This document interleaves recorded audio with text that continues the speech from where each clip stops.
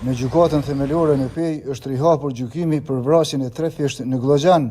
Gjatë seancës së sotme janë administruar prova të reja materiale, në mesin e të cilave edhe një video ngjizim ku shihet njëri nga të akuzuarit Kreshnik Mehmetaj duke shtënë me armë në bjeshkët e Deçanit. Prokurorja rastit Said Degashi tha se prokuroria e shtetit respekton vendimin e gjykatës së kryesuar nga gjyqtari Ilon Përlaska për rihapjen e shqyrtimit gjyqësor dhe mirëpret administrimin e çdo prove e cila mund të ndihmojë në zbardhjen e së vërtetës. Edhe pse mbrojtja ka tentuar vazhdimisht të gjejë mos përputhje të imta për shkak të shokut dhe traumave ekstreme, arma e vrasjes ishte saktësisht pushka automatike AS-78 me të cilën Kreshniku manovronte në atë video. Vendimin e gjykatës për vërtetimin e një prove të re e ka mirëpritur edhe avokati i palëve të dëmtuara Arjanit Koci.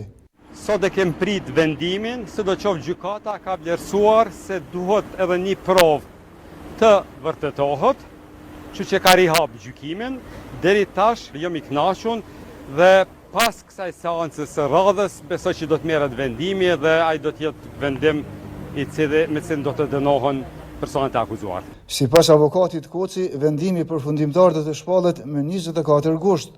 Gjykata themelore në Pej në korrekt të këtij viti pati rihapur gjykimin ndaj Halil Kastriot dhe Kreshnik Mehmetajt.